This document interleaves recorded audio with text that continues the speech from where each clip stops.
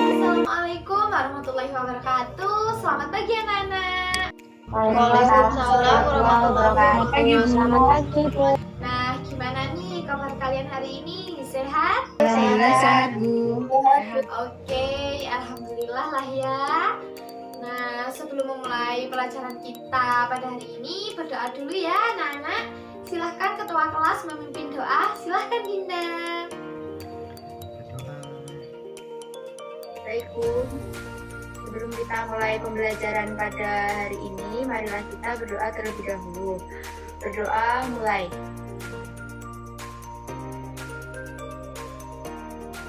Berdoa selesai. Terima kasih Dinda sudah memimpin teman-temannya untuk berdoa. Selanjutnya silahkan isi presensi di link yang sudah Ibu kirim di room chat Zoom ya anak-anak. Baik, Bu. Nah, sambil kalian mengisi presensi nih, Ibu panggil satu-satu ya. Nanti nama yang Ibu panggil bisa menjawab hadir dan on cam ya anak-anak. Dinda Fieri, Hadir, Bu. Nasya ada, Hadir, Bu. Nada Barlian, Hadir, Bu. Elisa, Hadir, Bu. Elki, Hadir, Bu. Hanifah, Hadir, Bu. Putri. Hadir, Bu. Oke, sudah lengkap ya anak-anak? Sudah Ibu panggil semua. Tidak terasa ya, kita belajar dari rumah udah 1 tahun aja nih. Gimana nih kuota? Masih aman kan? Alhamdulillah. Tetap semangat ya anak-anakku. Meskipun kita sekarang belajar dari rumah, gak boleh putus asa. Semangat! Ya, Bu. Oke anak-anak, sebelumnya Ibu akan share screen terlebih dahulu ya. Baik, Bu. Baik, Bu. Jadi kegiatan kita pada hari ini tuh kita akan jalan-jalan secara online. Tepatnya kita akan jalan-jalan ke Kota Malang. Nah, coba kalian sebutkan kira-kira apa saja sih yang terdapat di Kota Malang? Di Kota Malang itu ada wisata.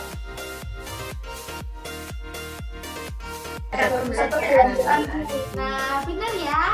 Di Kota Malang itu banyak sekali yang dapat kita jumpai. Seperti apa yang telah dikatakan teman-teman tadi. Akan tetapi di sini Ibu pilih pusat perbelanjaan di Kota Malang saja ya. Salah satunya adalah Matos. Udah nggak asing kan dengan Matos? Ya, Bu. Ya, Bu. Nah, Matos ini terkenal merupakan salah satu pusat perbelanjaan yang paling ramai dikunjungi. Di sana juga banyak terdapat aneka produk loh. Salah satunya adalah tas Miniso dengan pemiliknya bernama Bu Dinda.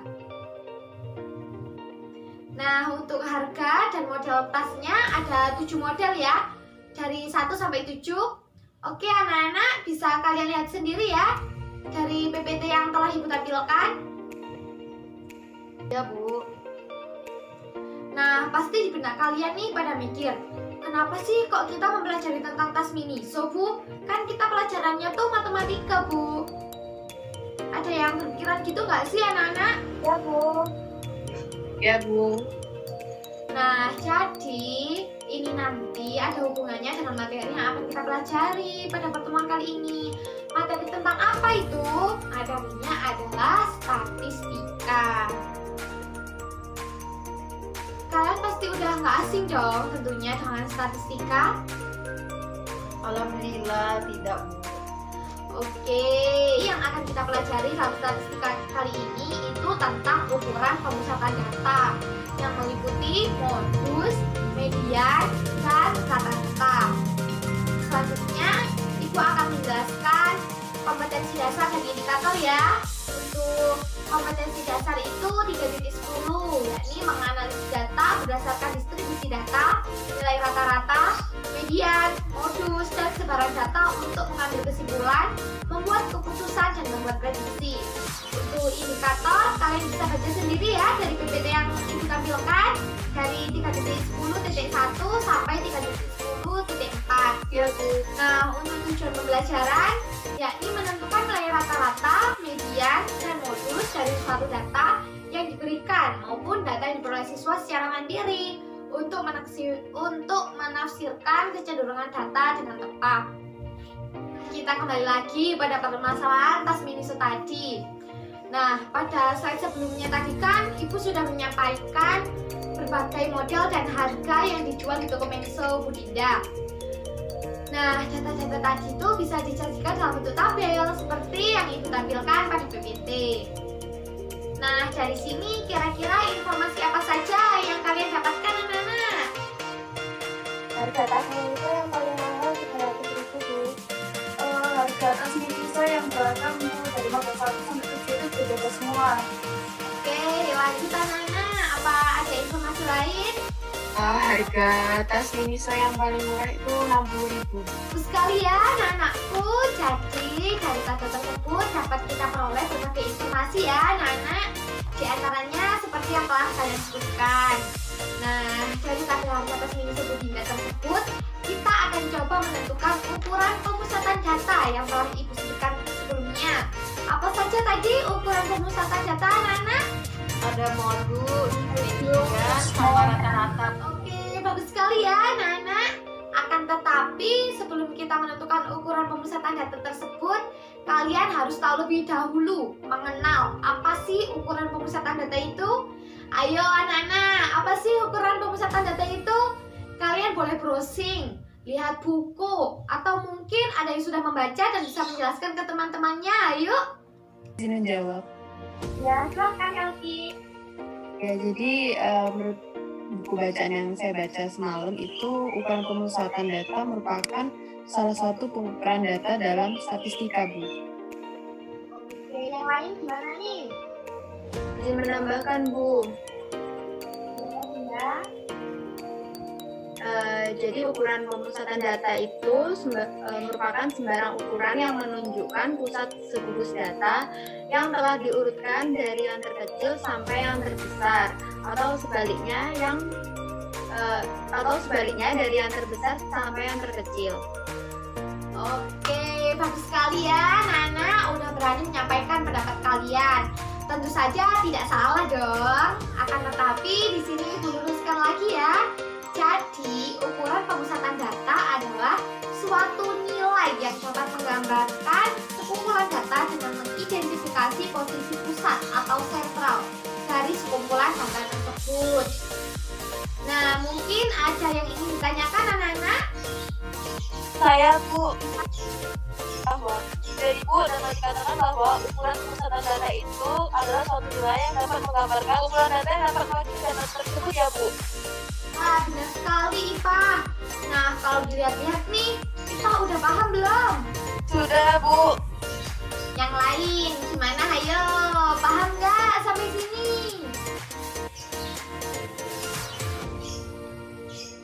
Seperti yang telah Ibu sampaikan di awal tadi, yang akan kita pelajari dalam pertemuan kali ini yakni ukuran pemusatan data ya, yang meliputi rata-rata, median, dan juga modus.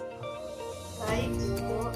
Nah, sekarang Ibu tanya nih, kira-kira kalau pembahasan kita yang pertama adalah rata-rata, ada yang tahu nggak gimana sih caranya menentukan rata-rata? Ayo anak-anak yang udah baca pasti bisa dong. Yang lain juga jangan mau kalah. Kalian juga bisa mendapatkan informasi dari berbagai sumber loh. Ayo, siapa yang mau berpendapat? Saya bisa menjawab. Jadi cara menentukan rata-rata dengan jumlah nilai seluruh data dibagi dengan banyaknya data. Oke, itu pendapat Dinda. Bagaimana yang lain? Apakah beda pendapat atau ada yang ingin ditanyakan? Saya Bu, itu masih bingung antara jumlah nilai seluruh data dengan banyaknya data. Gimana ya Bu bedanya? Oke, bagus sekali ya Nada. Kira-kira nih, ada yang bisa menjawab pertanyaan dari Nada, anak-anak? Terutama Dinda ya, karena Ibu lihat sudah bisa menjelaskan dan insya Allah paham lah ya. Gimana Din? Jadi begini Bu, jumlah nilai seluruh data itu tentunya berbeda dengan banyaknya data. Nah, misal dari slide Ibu sebelumnya yang tas harga Miniso tadi, Yang dimaksudkan jumlah nilai seluruh data itu adalah jumlah keseluruhan harga tas Miniso. Sedangkan untuk banyak data itu maksudnya adalah banyak model tas dari model 1 sampai 7. Yang ada 7 model. Seperti itu, Bu. Oke, sebelum Ibu lanjutkan agar kalian semua paham, bukan hanya Dinda saja, apakah Nada sudah paham yang dijelaskan oleh Dinda? Paham, Bu. Terima kasih, Dinda. Sekarang Ibu jelaskan lagi ya, agar kalian semua juga paham. Nah, perhatikan gambar yang Ibu tampilkan. Nah, di sini ceritanya nih, Ibu punya 4 botol parfum. Nah, apakah isi parfum dari keempat botol tersebut rata, anak-anak? Tidak, Bu. Karena isi tiap botol itu berbeda-beda. Oke, benar Elisa. Terus, agar isi botol parfum itu rata bagaimana caranya ya? Bu, 10 ml dari botol parfum pertama itu dipindah ke botol keempat. 5 ml dari botol pertama dipindah ke botol parfum ketiga. Sehingga setiap botol berisi 15 ml, Bu. Oke, good job Elisa. Akan tetapi nih, mungkin dari kalian ada yang berbeda pendapat dari Elisa. Ayo disampaikan. Oke, itu bisa isi dari 4 botol parfum tersebut digabung jadi 1, lalu dibagi 4. Oke, silahkan yang lain. Gimana, Nana? Saya sependapat dengan LT, Bu. Oke, baik. Benar sekali. Bagus. Nah, kalau kita memakai pendapat apa yang disampaikan oleh Elki, berarti isi dari keempat botol parfum tersebut digabung. Dalam artian apa ya anak-anak digabung ini? Ditambah, Bu. Bagaimana yang lain? Ya, Bu, ditambah. Oke, kalau ditambah berarti total isi dari keempat botol parfum tersebut berapa ya anak-anak? 60 ml, Bu. Oke, benar. Jadi dapat dikatakan jumlah seluruh isi parfum ada 60 ml. Kemudian langkah selanjutnya kira-kira apa ya Nana agar tiap botol itu mempunyai isi parfum yang rata? Bagi dengan jumlah botol parfum, Bu. Ada 4. Ayo, jadi berapa? 15 ml, Bu, tiap botol. 15 ml tiap botol, Bu. Oke, jadi diperoleh tiap botol berisi 15 ml. Nah, dari sini apakah sudah paham anak-anak mengenai jumlah data dan jumlah seluruh data dari contoh yang telah Ibu berikan? Paham, Bu. Saya izin bertanya, Bu. Berarti jumlah data itu terkait operasi penjumlahan, sedangkan banyaknya data itu kecancangan, ya, Bu? Benar sekali Nasya, pinter. Jadi dari sini dapat simpulkan bahwa pengertian rata-rata itu apa ya, Nana? Adalah jumlah nilai seluruh data dibagi dengan jumlah banyaknya data. Oke, benar ya, Elis. Jadi rata-rata itu adalah jumlah nilai seluruh data dibagi dengan banyaknya data. Nah, sekarang jika kita kembali ke topik tas Miniso tadi, bagaimana ya cara menentukan rata-rata harga tas Miniso, Bu Dinda? Izin menjawab, Bu. Jadi kita menjumlahkan dari model 1 sampai model 7. Lalu dibagi dengan jumlah model tas yang ada 7 model, sehingga diperoleh 1197 dibagi 7 hasilnya 171. Oke, baik. Ibu tegaskan kembali lagi ya. Rata-rata harga tas Miniso adalah total harga seluruh tas dibagi dengan banyaknya model tas. Nah, tadi kan harga per model itu tinggal kita jumlahkan kemudian dibagi dengan 7. Sehingga diperoleh rata-rata 117.000. Oke, bagus sekali ya Putri. Paham sampai sini anak-anak? Paham, Bu. Oke anak-anak, karena kalian sudah paham mengenai ukuran pemusatan data yang pertama, ayo kita belajar lagi mengenai ukuran pemusatan data yang kedua, yakni median. Kita menentukan nilai median dari harga tas Miniso Bu Dinda ya. Akan tetapi sebelum kita lanjut menghitung median, kira-kira ada yang berani nggak menjelaskan apa sih median itu? Tahu saya median itu merupakan nilai tengah. Yang lain gimana nih anak-anak? Menurut saya median itu merupakan nilai data yang terletak di tengah setelah data yang diurutkan. Oke, ini kan ada dua pendapat ya dari Nasya dan Elvi. Kalau kita lihat pendapat Nasya, menurut kalian apakah nilai median dari tabel harga tas Miniso Budinda 60.000? Menurut saya salah, Bu. Hayo, kenapa kok salah Elis? Ya karena data harga tas Miniso tersebut itu masih belum urut, Bu. Contohnya model 1 dan 2 itu lebih rendah dari model 3 dan ketiga seterusnya. Oke, baik. Jadi diurutkan terlebih dahulu ya, Nana, seperti pendapat Elki tadi. Sampai sini ada yang belum paham, Nana? Paham, Bu. Oke, alhamdulillah. Kita lanjut ya, Nana. Perhatikan yang di bawah tabel ini. Ini harga dari tabel tas Miniso yang sudah diurutkan ya. Kira-kira berapa ya nilai tengahnya atau median? Bu, 159.000. Bagaimana yang lain? Apakah pendapat atau berbeda pendapat? Oke, kalau semua sependapat, Ibu tanya lagi nih, kenapa ya? Kok bisa ya nilai tengahnya itu 159.000? Kira-kira bagaimana ya caranya? Menjawab ya, Bu. Setahu saya karena banyak datanya itu 7 kan, Bu. 7 itu kan ganjil nih, Bu. Nilai mediannya itu terletak pada data ke N+1 dibagi 2 dengan N sama dengan banyaknya data. Oke, benar ya. Apakah Nasya bisa menjawab dengan itu sudah paham dan menerapkannya dalam mencari hasil lagi? Ya, Bu, saya sudah paham dan sudah menerapkannya tadi. Karena sebelumnya saya sudah membaca, Bu, makanya saya paham. Oke, pinter sekali ya Nah Ibu satu ini. Yang lain jangan putus asa, tetap semangat seperti Nasya agar bisa menjawab selalu loh. Oke, baik anak-anak. Jadi Ibu tekankan kembali ya. Untuk menentukan nilai median itu yang pertama, kita harus menentukan banyaknya data. Lalu diurutkan, jangan lupa.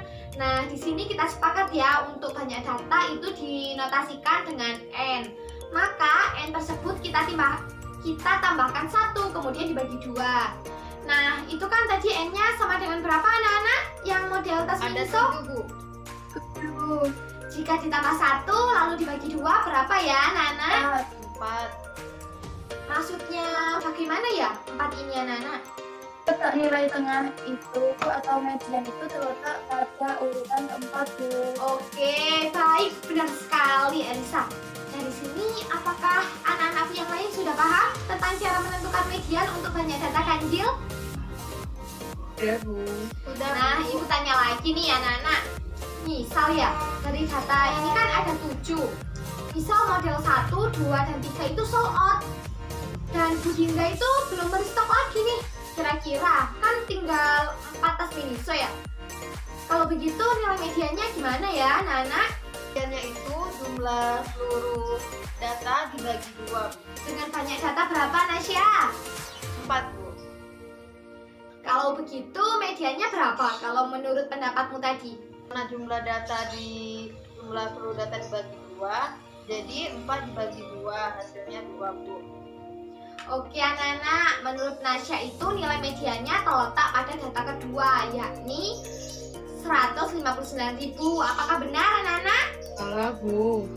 Baik, kalau salah, gimana nih yang benar Nada? Cara menentukan nilai median dari banyak data yang 4 tadi. Menurut pendapat saya itu untuk mencari nilai median dengan cara data ke N/2 ditambahkan data N/2 plus 1. Lalu semuanya dibagi 2, Bu. Jadi maksud saya banyak data kan 4. Nah ini dibagi 2, kan hasilnya 2. Berarti data urutan kedua yakni 159.000, kemudian ditambah banyaknya data yakni 4 dibagi 2 sama dengan 2. Lalu ditambah 1 kan ini sama dengan 3. Nah data urutan ketiga sebesar 175.000. Sehingga diperoleh 159.000 ditambah 175.000 kemudian dibagi 2. Nah, sekarang Ibu pastikan lagi nih, kenapa kamu menjawab seperti itu? Alasannya apa? Kalau menurut saya itu kan tadi datanya itu genap ya, Bu. Jadi otomatis kalau kita mencari nilai mediannya kan di tengah-tengah. Sedangkan data genap kan tidak dapat dilihat langsung dari nilai tengahnya. Otomatis kan nilai tengah itu ada di data kedua dan data ketiga, kemudian dibagi dua, gitu Bu.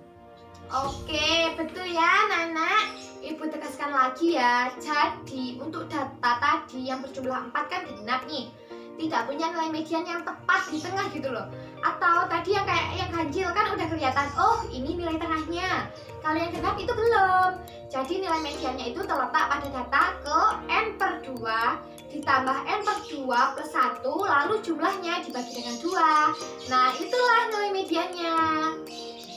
Nah, dari sini ada yang mau menyimpulkan? Langkah pertama untuk menentukan nilai median itu menentukan banyak data, apakah genap atau ganjil. Selanjutnya itu jika banyak datanya ganjil, maka nilai mediannya itu ada pada data ke n/2 Bu. Sedangkan untuk banyak data yang genap, nilai mediannya itu ada pada data ke n/2 ditambah n/2 ditambah 1. Jadi jumlah datanya itu dibagi 2 Bu. Oke, benar ya Nana. Jadi ibu tegaskan kembali agar kalian tidak tersesat.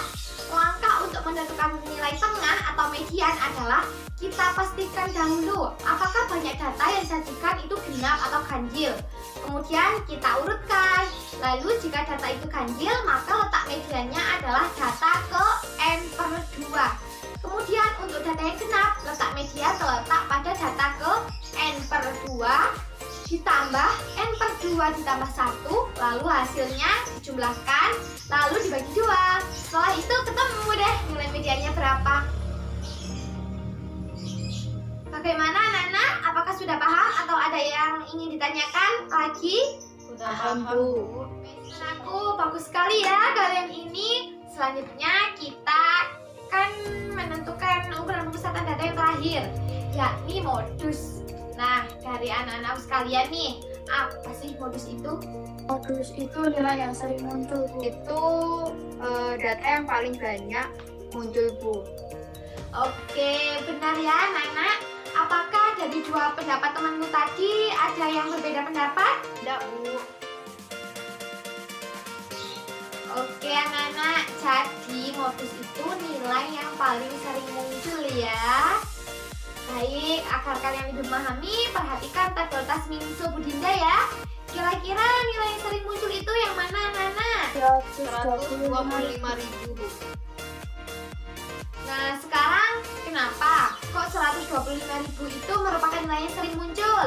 Nah, nilai 125.000 itu muncul sebanyak 2 kali dibandingkan dengan data yang lain yang hanya muncul sekali Bu. Oke, gimana yang lain nih? Setuju nggak pendapat dari Elis? Setuju Bu. Setuju Bu. Dengan pendapat Oke, Eli. jadi dapat disimpulkan modus tadi kan nilai yang sering muncul. Nah, dalam harga tas Miniso yang sering muncul itu adalah 125.000. Oke anak-anak, dari sini kita sudah belajar 3 ukuran pemusatan data ya, yang meliputi rata-rata, median, dan juga modus. Nah, tugas kalian sekarang adalah menentukan ukuran pemusatan data mana yang cocok untuk mempresentasikan suatu data. Coba kalian perhatikan gambar berikut. Kira-kira nih, dari ketiga ukuran pemusatan data yang telah kita pelajari tadi, mana nih yang dapat digunakan untuk mewakili data harga tas Miniso Budinda? Izin menjawab Bu. Menurut saya modus. Ini mengapa ya kok modus, Elisa? Jujur Bu, saya masih agak bingung. Yang lain, kenapa ya kok Elisa bisa menyebut modus? Izin menjawab Bu, kalau menurut saya bukan modus, karena pada data tersebut semua muncul hanya sekali Bu.